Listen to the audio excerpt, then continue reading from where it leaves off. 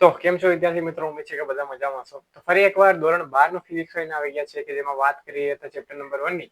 તો આ ચેપ્ટરમાં આજના આપણે જે વિડીયો છે એમાં આપણે કવર કરીશું. તેના પહેલા થોડી વાત કરી લઈએ કે આ ચેપ્ટરમાંથી પાર્ટ એ માં જે એમસીક્યુ પોર્શન હોય છે એમાંથી 6 માર્કના એમસીક્યુ નીકળે છે અને પાર્ટ બી માં 4 માર્કની થિયરી જેમાં 2 અથવા 2 કરીને પૂછાય છે જનરલ વિકલ્પની સાથે. તો આના જે આપણો વિડીયો છે એમાં ટોપિક આપણે કવર કરશું આજે ગૌસના નિયમની ઉપયોગિતા, ગૌસના નિયમ શું ઉપયોગ લાગે એના વિશે વાત કરશું અને અનંત લંબાઈના વિદ્યુતભારિત તાર વડે જે વિદ્યુત ક્ષેત્ર ઉત્પન્ન થશે. અનંત લંબાઈ એટલે કે તમે સતત વિદ્યુતભારિત ભણ્યા એમાં જે રેખીય જે પૃષ્ઠ વિદ્યુતભાર ઘનતા એનો લઈને આપણે વિદ્યુત ક્ષેત્રનું સૂત્ર મેળવીશું. તો ચાલો વધીએ આપણા ટોપિકો તરફ. તો આજનો પહેલો ટોપિકની વાત કરીએ તો અગાઉના જે વિડીયોમાં વાત કરી હતી અગત્યતાઓ વિશે, જેમાં થોડી અગત્યતાઓની આપણે ચર્ચા કરી હતી, થોડી બાકી હતી, તેના વિશેની હમણાં માહિતી મેળવી લઈએ. તો પહેલી અગત્યતા એવું કહે છે કે બંધ સપાટી દ્વારા ઘેરાયેલો કુલ વિદ્યુતભાર, એટલે કે ધારો કે કોઈ બંધ સપાટી હોય કે જેમાં વિદ્યુતભાર ના હોય, બહાર વિદ્યુતભાર રહેલો હોય, અંદર કોઈ પણ વિદ્યુતભાર ઘેરાતો ના હોય, તો આવા કિસ્સામાં શું થશે? તો આવા કિસ્સામાં એનું જે બંધ સપાટી સાથે ફ્લક્સ શૂન્ય થશે. ફ્લક્સ શૂન્ય મતલબ કે ફાઈ શૂન્ય થવાના કારણે ઈ પણ શૂન્ય થશે. આ વસ્તુ યાદ રાખવાનું છે વિદ્યાર્થી મિત્રો. આ નિયમ કોઈ પણ આકાર કે પરિમાણ વાળી બંધ સપાટી માટે, એટલે કે કોઈ પણ બંધ સપાટી, હું ચોરસ દોરી દઉં, લંબચોરસ દોરી દઉં, ત્રિકોણ દોરી દઉં કે વર્તુળ દોરી દઉં, આ રીતે જો બંધ સપાટી હશે તો બધા માટે, એવી રીતે આ તો 2 ડાયમેન્શન ની વાત કરી મેં, 3 ડાયમેન્શનમાં સમઘન લઈ લઉં, લંબઘન લઈ લઉં, નળાકાર લઈ લઉં અને કવચ લઈ લઉં કે ગોળો લઈ લઉં, તો બધા માટે આ જે નિયમ છે એ સાચો સાબિત થાય છે. ત્રીજું જે કહે છે કે phi is equal to sigma q by epsilon 0. Epsilon 0 મતલબ કે આપણો આ જે છે આ સૂત્ર એ આપણા ગૌસના નિયમનું સૂત્ર છે કે જેમાં જમણી બાજુનું પદ જે સિગ્મા ક્યુ છે, સિગ્મા ક્યુ એ સપાટી વડે ઘેરાયેલા બધા વિદ્યુતભારોનું પરિણામી વિદ્યુતભાર, એટલે કે કોઈ એક બંધ સપાટીમાં જો ઘણા બધા વિદ્યુતભારો ઘેરાતા હોય, જેમ કે 2q અને 3q એમ બે વિદ્યુતભાર ઘેરાય તો ટોટલ સિગ્મા ક્યુ કેટલો થશે? તો અગાઉ પણ વાત કરી હતી કે 2q વત્તા 3q જેટલો, તો ટોટલ થશે 5q જેટલો. પછી આ ટોટલ ક્યુ ને લઈને આપણે ગૌસના નિયમ પરથી phi નું મૂલ્ય આપણે મેળવીએ છીએ. હવે ત્યાર પછીની વાત કરીએ છીએ કે કોઈ પરિસ્થિતિમાં સપાટી એવી પસંદ કરવામાં આવી હોય કે કેટલાક વિદ્યુતભારો અંદર અને કેટલાક વિદ્યુતભારો બહાર હોય, તો એવા સમયમાં આપણને ખબર છે કે E.ds બરાબર સિગ્મા ક્યુ બાય એપ્સિલોન 0. આ સૂત્ર આપણું ગૌસના નિયમનું phi નું સૂત્ર છે. phi is equal to E.ds બરાબર સિગ્મા ક્યુ ના છેદમાં એપ્સિલોન 0. તો આનીમાં E શું દર્શાવે છે? તો E જે છે અંદર અને બહાર બધાના લીધે જે પરિણામી મળશે, એટલે કે આ રીતનું કોઈક આપણને આપેલું છે કે અંદર 2q જેટલો ઘેરાય છે, બહાર 3q જેટલો ઘેરાય છે, તો આ જે બંનેના મિશ્રણથી જે વિદ્યુત ક્ષેત્ર ઉત્પન્ન થશે, બંનેના કારણે, એના કારણે જે વિદ્યુત ક્ષેત્ર ઉત્પન્ન થશે એને કહેશું E. અને જે સિગ્મા ક્યુ છે, જે જમણી બાજુનું પદ છે કે જે સિગ્મા ક્યુ છે, એ માત્ર અંદરનો વિદ્યુતભાર હોય છે. એટલે વિદ્યુત ક્ષેત્રની વાત કરીશું તો બધાનું પરિણામીથી મળશે, પરંતુ ગૌસના નિયમમાં જે આપણે વાપરીએ છીએ સિગ્મા ક્યુ, એ માત્ર ને માત્ર બંધ સપાટીની અંદર જે ઘેરાશે એના લીધે જ આપણે એનું જે સૂત્ર છે એમાં સિગ્મા ક્યુ અંદરનો જ લઈશું. ઓકે, ત્યાર પછી પાંચમા એની વાત કરશો કે ગૌસિયન સપાટી માટે ગૌસના નિયમનો ઉપયોગ કરવા માટે આપણે જે સપાટી પસંદ કરીએ છીએ એને ગૌસિયન સપાટી કહે છે. અગાઉના વિડીયોમાં પણ આ વસ્તુ વિશે વાત કરી હતી. ગૌસના નિયમનો ઉપયોગ કરીને સમમિતિ ધરાવતા તંત્ર, સમમિતિ મતલબ કે બધી જગ્યાએ સરખા હોય બંને તરફથી, જેમ કે ગોળો લઈ લઉં તો એક બાજુ સમમિતિ જોવા મળે, ઓકે, બંને બાજુ ભાગ કરું વચ્ચે તો અડધો કરું તો બંને બાજુ સરખું દેખવા મળે. જેમ કે આપણા ફેસ છે એમાં વચ્ચે હું કટ મારું, આવી રીતે કટ બે ભાગ કરી દઉં તો બંને બાજુ સમમિતિ જોવા મળે, સરખું વસ્તુ દેખવા મળે. તો આ જ રીતે સમમિતિનો મતલબ બીજો એવો લીધો છે કે આની પર જો વિદ્યુતભારનું વિતરણ થયેલું હોય ને, તો વિદ્યુતભારનું વિતરણ પણ સરખી રીતે થયેલું હોવું જોઈએ, એટલે કે બંને બાજુ વિદ્યુતભાર સરખા થવા જોઈએ. તો આવા સમમિતિ ધરાવતા તંત્રમાં ઉદ્ભવતું વિદ્યુત ક્ષેત્ર સરળતાથી આપણે શોધી શકીએ છીએ. એક જ સૂત્ર વાપરીશું અને એના પરથી આપણે વિદ્યુત ક્ષેત્ર સરળતાથી શોધી શકીએ છીએ. જે phi is equal to sigma q by epsilon 0 વાપરશું, એના પરથી આપણે ગણતરી કરશું એટલે ડાયરેક્ટ આપણને મળી જશે.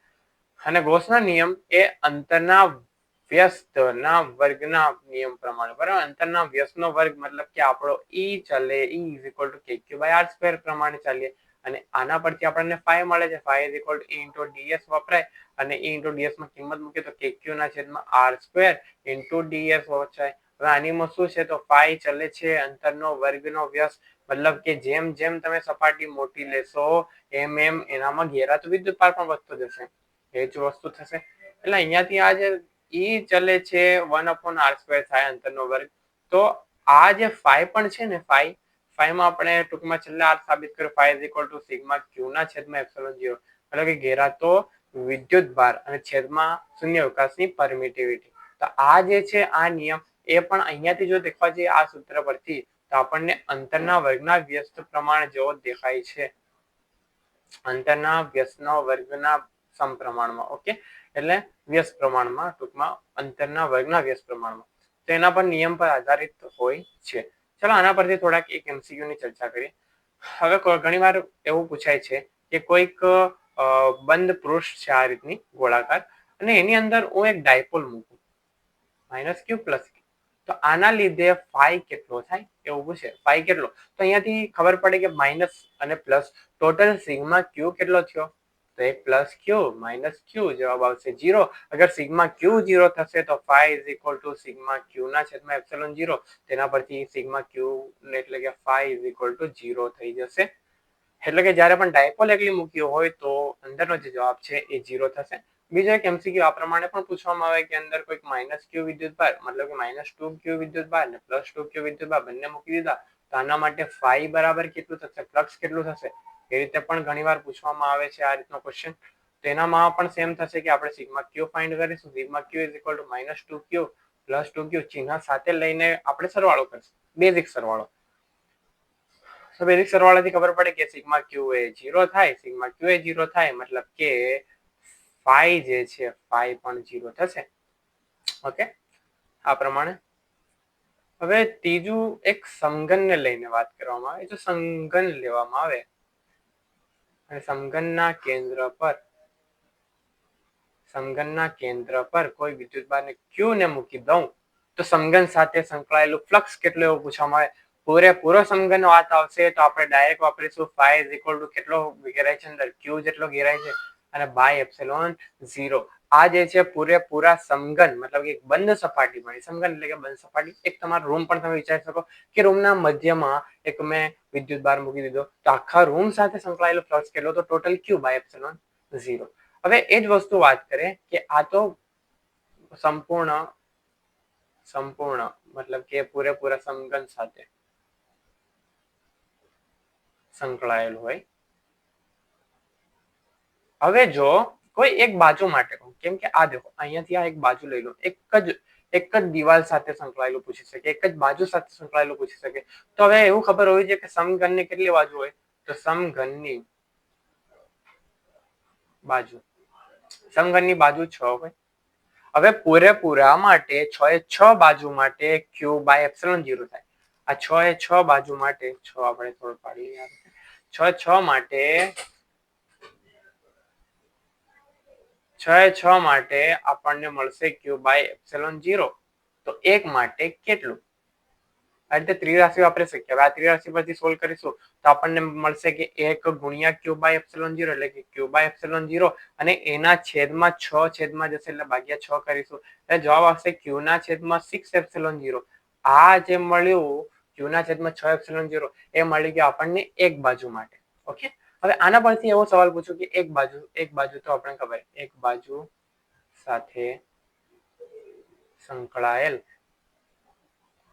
ફ્લક્સ જે મળે છઠ્ઠા ભાગનું, એટલે 6 બાજુ માટે ક્યુ બાય એપ્સિલોન 0 તો એક માટે છઠ્ઠા ભાગનું થઈ જશે. ફ્લક્સ બરાબર ક્યુ બાય 6 એપ્સિલોન 0. તો બે બાજુ માટે સામસામેની બે બાજુ પૂછી લે તો બે બાજુ માટે કશું નહીં કરવાનું વિદ્યાર્થી મિત્રો. બે બાજુ પૂછી તો બે કરી દેવાના. એક બાજુ માટે તો ખબર જ છે, એક બાજુ માટે ક્યુ ના છેદમાં 6 એપ્સિલોન 0 તો 2 ગુણ્યા ક્યુ ના છેદમાં 6 એપ્સિલોન 0. અહીં 2 થી 6 ઉડશે મતલબ કે 3 દુ 6 થાય એટલે ક્યુ ના છેદમાં 3 એપ્સિલોન 0 થશે. આ રીતના ક્વેશ્ચન ઘણા બધા બોર્ડમાં પણ પૂછવામાં આવે છે અને નીટની જો તમે તૈયારી કરતા હોય તો એમાં પણ આ પ્રકારે થોડો ટ્વિસ્ટ કરીને ક્વેશ્ચન પૂછવામાં આવે છે. તો આ વસ્તુ તમારે ખાસ ધ્યાન રાખવાની છે. હવે એ બીજી વસ્તુ કે આનામાં જ લઈ લઈએ આપણે કે જો કોઈ કેન્દ્ર પર નથી મૂક્યો પરંતુ મેં ખૂણા પર મૂકી દીધો, ખૂણા પર મૂકી દીધો અહીંયા ક્યુ વિદ્યુતભાર, તો આખા એના સાથે કેટલું, તો ખૂણાની અંદર જોવાનું, ખૂણો મતલબ કે ખૂણા પર મૂકો તો ક્યુ જે વિદ્યુતભાર છે એ બંધ પૃષ્ઠમાં જ ઘેરાવાનું, બંધ પૃષ્ઠમાં જ ઘેરાશે મતલબ કે phi is equal to q by epsilon 0 જ મળવાનું, સિમ્પલ. એટલે આ પ્રકારના પણ ઘણા બધા ક્વેશ્ચન હોઈ શકે. હવે આ વિદ્યુતભાર ગમે ત્યાં અંદર હોઈ શકે પણ ઘેરાતો અંદર જ હોવો જોઈએ. ઓકે, બહાર હોય તો એને આપણે ગણીશું નહીં, અંદર હશે તો એને અવશ્યપણે ગણવો પડશે. ચાલો ત્યારબાદ વાત કરી લઈએ ગોસના નિયમની ઉપયોગિતાની. ગોસના નિયમના ઉપયોગો કયા કયા છે? તો પહેલી જ વસ્તુ આપણે જે થિયરી વાઇઝ 3 થિયરી સાબિતી કરીશું. એ પહેલી થિયરી કે અનંત લંબાઈના વિદ્યુતભારી સુરેખ તાર લઈશું, એ સુરેખ તાર સતત વિદ્યુતભારિત હશે, એનામાં સતત વિદ્યુતભાર વિતરણ થયેલું હશે તો એના કારણે વિદ્યુત ક્ષેત્ર મેળવવા માટે ઉપયોગ થાય. બીજું, અનંત વિસ્તારના સમતલ્ય એના માટે. દેખો પહેલામાં તો આપણે એક તાર લઈશું કે જેના પર ઘણા બધા વિદ્યુતભાર એટલે કે વિદ્યુતભાર સતત રીતે વિતરિત થયેલું અને ડેશ ડેશ ડેશ કરો મતલબ કે અનંત લંબાઈનું છે. બીજું કે અનંત સમતલ મતલબ કે એક સમતલ છે જે બહુ લાંબે સુધી ફેલાયેલું છે, એના પર વિદ્યુતભાર વિતરિત થયેલો છે. આના કારણે ફ્લક્સ મેળવીશું અને એના પરથી આપણે વિદ્યુત ક્ષેત્ર ફાઇન્ડ કરીશું કે આ અનંત જે સમતલ છે એના કારણે કેટલું થશે. હવે એવું નહીં વિચારવાનું કે અનંત સમતલ હોય એટલે કે વિદ્યુત ક્ષેત્ર પણ અનંત થઈ જાય, ના, વિદ્યુત ક્ષેત્ર અનંત નહીં થાય, એ પણ આપણે સાબિત કરીશું, એમ તમે સમજી જશો. ઓકે, ત્યારબાદ વિદ્યુત ભારિત પાતળી ગોળીય કવચ. ગોળીય કવચ એટલે કે અંદરથી પોલી હોય અને ગોળાકાર ઉપર એટલે કે તમે પરપોટા ટાઈપ વિચારી શકો, પરપોટ હોય જેની ઉપર હું વિદ્યુત ભારનું વિતરણ કરાવું તો એના કારણે જે વિદ્યુત ક્ષેત્ર, જેમાં 3 કિસ્સા ભણીશું આપણે, જેના કારણે વિદ્યુત ક્ષેત્ર કેટલું ઉત્પન્ન થશે એના વિશેની વાત કરીશું. ત્યારબાદની વાત કરીએ તો સમાન વિદ્યુત ઘનતા વાળા ગોળાને એટલે કે નક્કર ગોળો હશે. કવચ અને ગોળામાં થોડો તફાવત છે. નક્કર ગોળો મતલબ કે અંદરથી પણ ભરેલો છે, જેની અંદર વિદ્યુત ભારનું વિતરણ થયેલું હશે, મતલબ કે એની ઉપર હું જો વિદ્યુત ભારનું વિતરણ કરાવું તો સંપૂર્ણ ગોળામાં ફરી જશે. જ્યારે આ હતી કવચ અને આ હશે ગોળો. ગોળાકાર કવચ અને ગોળામાં, નક્કર ગોળામાં ઘણો અંતર આવશે. એટલે કે આ જે વિદ્યુત ક્ષેત્ર ફાઇન્ડ કરવા માટે મેં પહેલા જ વાત કરી હતી કે આનો મેઇન ઉપયોગ છે વિદ્યુત ક્ષેત્ર મેળવવા. હવે આ બધામાં આપણે વિદ્યુત ક્ષેત્રનું તમે કહેશો કે વિદ્યુત ક્ષેત્રનું સૂત્ર આપણને ખબર છે E = KQ by R², પરંતુ અહીંયા એવું નથી, એક જ વિદ્યુતભાર નથી, અહીંયા અનંત લંબાઈનું છે અને ઘણા બધા વિદ્યુતભારો છે, તો બધા માટે હું આ સૂત્ર વાપરીને ગણવું પડે અને બધાને પછી પ્લસ પ્લસ પ્લસ પ્લસ કરવું પડે. એ જગ્યા પર એક સિમ્પલ ફોર્મ્યુલા વાપરી લઈએ અને આપણને જવાબ મળે તો એ સરળ પડે. એટલે કે આપણે ગોસના નિયમનો ઉપયોગ એ વખતે કરીશું. તો નેક્સ્ટ ટોપિકની વાત કરીએ તો નેક્સ્ટ ટોપિક આપણો છે અનંત લંબાઈનો વિદ્યુતભાર સુરેખ તાર વડે ઉદ્ભવતું વિદ્યુત ક્ષેત્ર વિશે. અનંત લંબાઈનો સુરેખ તાર એટલે કે એનાથી પહેલા આપણે વિચાર કરીએ તો આકૃતિ દોરી લઈએ. તો આકૃતિ કઈ પ્રમાણે દોરીશું?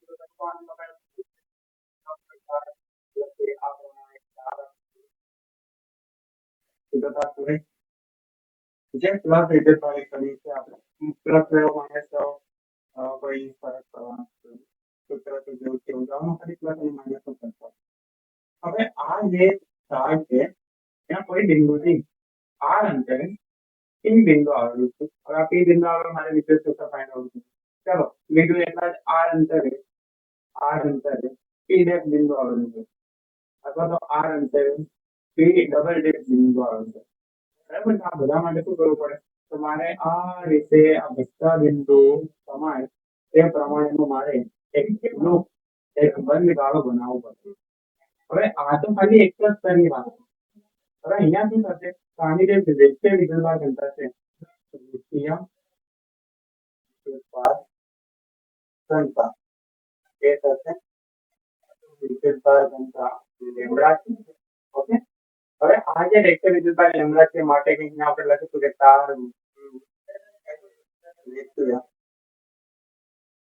વિદ્યુતભાર ઘનતા લેમ્બડા બરાબર. આપણે લેમ્બડા સૂત્ર અગાઉ વિડીયોમાં ભણી ગયા કે ક્યુ બાય એલ આવશે. એલ જે છે એ તારની લંબાઈ છે. હવે અહીંયાથી જે તારની લંબાઈ બહુ અનંત લંબાઈનું તાર છે એટલે કે જે વિદ્યુત ક્ષેત્ર આપણે લઈશું એ ના તો લંબાઈ પર આધાર રાખશે ના તો કોઈ બિંદુ પર આધાર. તો તે બિંદુ લીધો થોડા અંતર પર ડિપેન્ડ કરશે, એના વિશે આપણે વાત કરીશું.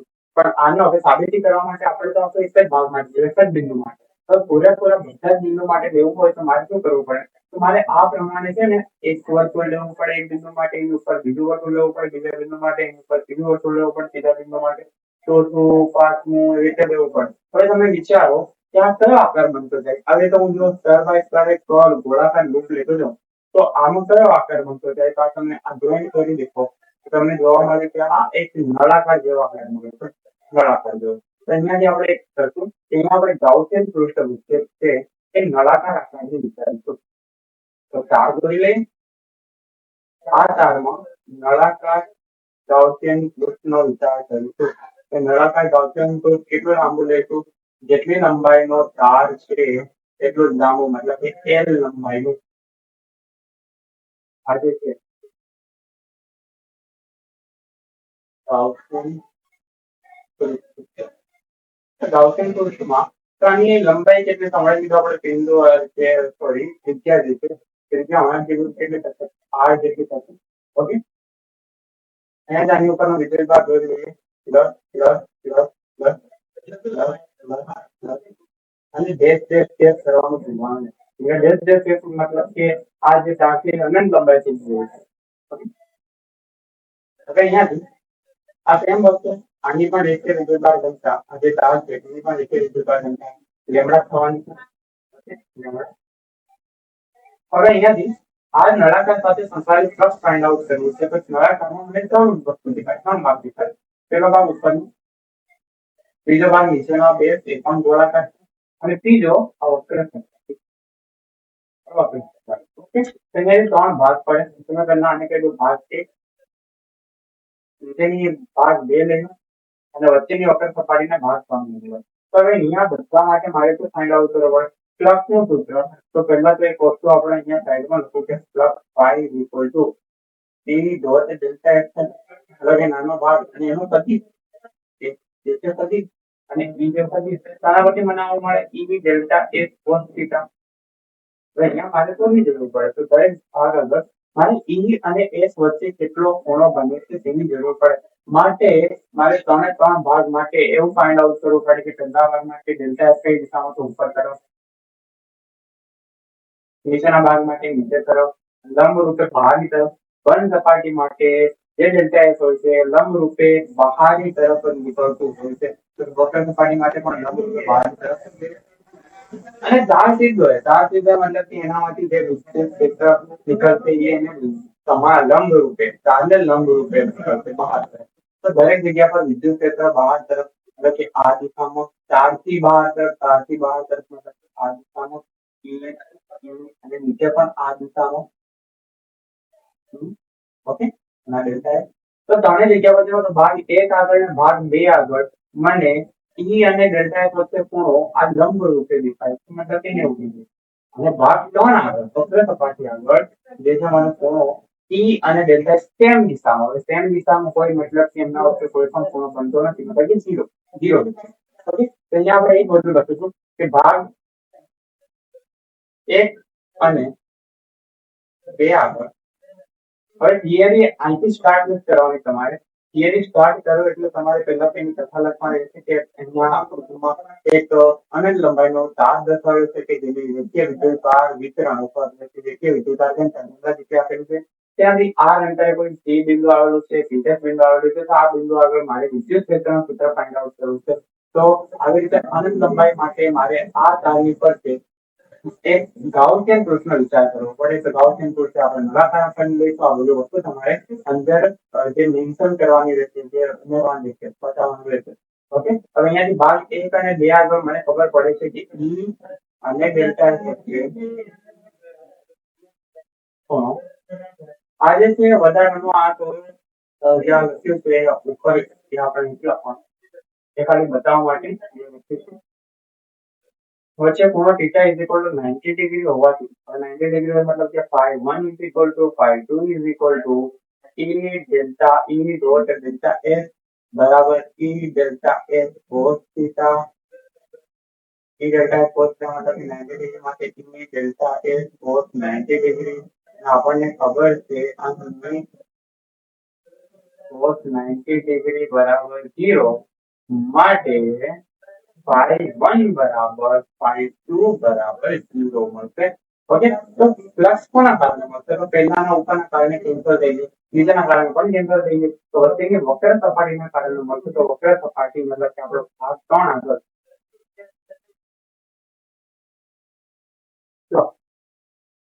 પ્લસ સાઇન આઉટ કરવાનું કારણે આપણે દેખીશું ઉપર ગોસના નિયમમાં આપણે બધા પ્લસ સાઇન કરશું. પ્લસ પછી ડાયરેક્ટ ઈ જે છે ઈ ડોટ ઈ હશે અને આપણે ઈ ને કરતા બનાવી દઈશું. આપણે વિદ્યુત ક્ષેત્ર મળે. ઓકે, તો ભાગ 3 આગળ પ્લસ, એના માટે આપણે લખશું phi3 is equal to E delta S. હવે અહીંયા આપણને ખબર પડે કે ભાગ 3 આગળ શું મળે છે? તો ભાગ 3 આગળ E અને delta સેમ દિશામાં એટલે કે ખૂણો, એટલે કે E delta A cos theta, અને અહીંયા theta બરાબર 0 ડિગ્રી માટે cos theta બરાબર cos 0 ડિગ્રી બરાબર 1 થશે. તો phi3 ની કિંમત મળશે E dot delta S. Okay, ચાલો હવે કોઈ પ્લસ સાઇન કરીશું. ત્રણ જ વસ્તુના લીધા મળે, ઉપર નીચે અને વક્ર સપાટી. તો કુલ પ્લસ phi બરાબર મને phi1 plus phi2 plus phi3 phi1 અને phi2 ની કિંમત 0 પ્લસ 0 અને phi3 ની કિંમત E dot delta S. તો મને ટોટલ phi કેટલો મળશે? 0 વત્તા 0 0 0 હતા. જે ઉમેર્યું એનો એક જવાબ આવશે. જે ઉમેર્યું શું એ E dot delta S. તો E delta S તો તમે ગુણાકાર કરો. હવે અહીંયાથી આ વક્ર સપાટી ભાગ 3 એટલે વક્ર સપાટી. તો વક્ર સપાટી માટે અહીંયા આપણે લખીશું કે વક્ર સપાટી માટે मतलब ये वक्र सपाटीનું પૃષ્ઠફળ ક્ષેત્રફળ શું થાય? તો delta S is equal to, એક સૂત્ર યાદ રાખવાનું છે અહીંયા, નળાકારની વક્ર સપાટીનું પૃષ્ઠફળ જે ધોરણ 10 માં તમે ભણી ગયા છો કે જેમાં આવતું હતું 2 pi r. અને નળાકાર કેટલું લાંબો છે? તો નળાકાર L જેટલી લંબાઈ ધરાવે છે. 2 pi r અને L આવશે. ઓકે, આ કિંમત phi ની કિંમત મૂકી દે તો phi is equal to E કૌંસમાં 2 pi r અને ઓકે, આ મળી ગયું આપણને સમીકરણ નંબર 1, જે છે આપણું phi. પ્લસ મળી ગયું. તો ગોસના નિયમ,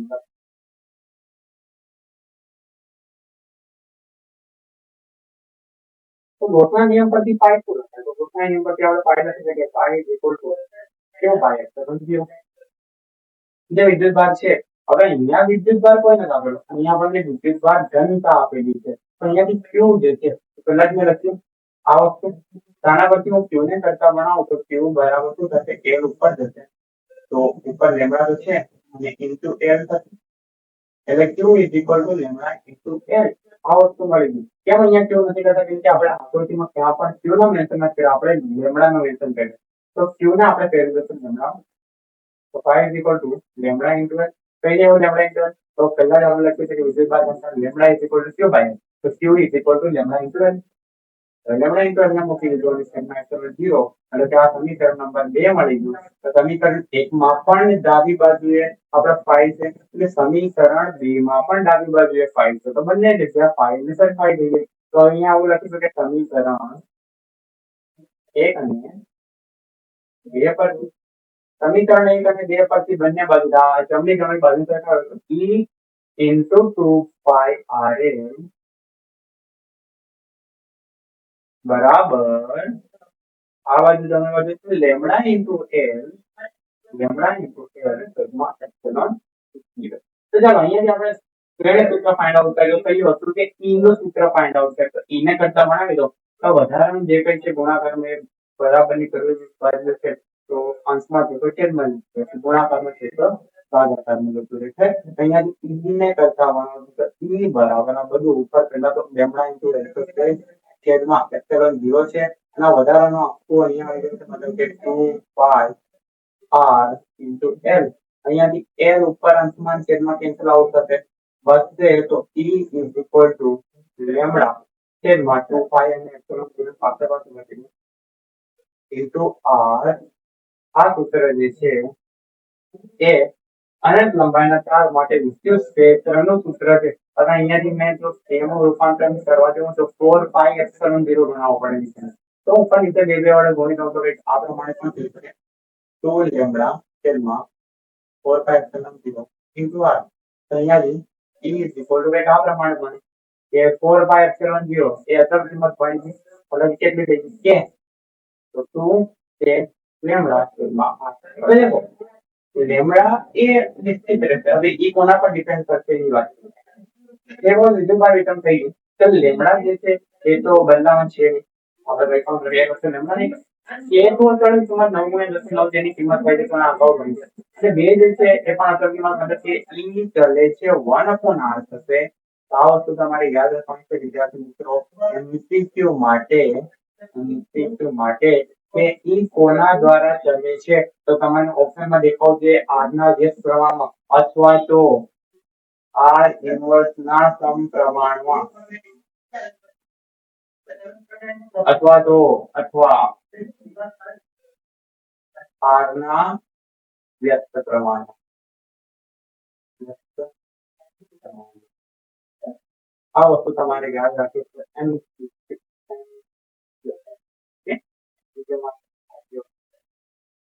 હવે અહીંયા જે આપણે સદિશ સ્વરૂપે લખી દઈએ આ સૂત્રને જો સદિશ સ્વરૂપે લખવામાં આવે તો યાદ રાખવાનું કે વિદ્યુત ક્ષેત્ર E સદિશ બરાબર લેમડા અપોન 2 પાય એપ્સિલોન 0 r હવે દિશા કોને છે તો લેમડાની કોઈ પ્રકાર દિશામાંથી આપણે અગાઉ દેખ્યું કે અદિશ રાશિ છે 2 પાય ને કોઈ દિશા ના હોય એપ્સિલોન 0 તો કોઈ દિશા પર ડિપેન્ડ નથી કરતો અચળાંક છે પણ દિશા એ r એટલે કે r કે હવે r કેરેટ કઈ દિશા આવ્યો તો આમાં જે વિદ્યુત ક્ષેત્ર કઈ દિશામાં તો બહાર તરફ નીકળે અહીંયા બહાર તરફ અને અહીંયા બહાર તરફ અલગ દિશામાં બતાવું અહીંયા બહાર તરફ નીકળે આ કઈ દિશા તો આપણે r ની દિશા બહાર તરફ કોણ જાય છે r જાય છે તો આ e ની દિશા પણ કઈ થશે r ની દિશા થશે r ની દિશા એ r કેરેટ ની દિશામાં હશે આટલી વસ્તુ યાદ રાખશું કે e જે છે તે r કેરેટ મતલબ કે અહીંયા r કેરેટ જે છે એ ત્રિજ્યાવર્તી બહાર તરફનો એકમ સદિશ હવે અહીંયા બે સૂત્ર મેં લખવાનું કારણ સિમ્પલ છે કે આ સૂત્ર તમે વાપરશો MCQ માં ડાયરેક્ટ જવાબ માટે કે આ બધા કિંમત મૂકવાની 2 પાય એપ્સિલોન ની કિંમત મૂકવી એપ્સિલોન ની 8.10 પાય ની કિંમત મૂકો 2 ની કિંમત મૂકો એના કરતા આટલું સિમ્પ્લિફાય કરી લો તો સિમ્પ્લિફાય થઈ આ જે સૂત્ર બને છે આ સૂત્ર તમે યાદ રાખી લો ડાયરેક્ટ તો ડાયરેક્ટ તમે આના પરથી આન્સર નીકાળી શકો છો એટલે MCQ માટે આ સિમ્પલ ફોર્મ્યુલા જે મેં રૂપાંતરણ કરી નાખ્યું તો એના કેની કિંમત મૂકવાની કે એના ડબલ કરી દેવાના એટલે વડે ગુણી દેવાનું આ રીતે કિંમત મૂકો એટલે તમારે ડાયરેક્ટ આન્સર આવી જાય મતલબ કે આ જે છે આ MCQ પોર્શન માટે આ ફંક્શન આ થિયરી ખુદ જે છે 3 માર્ક્સમાં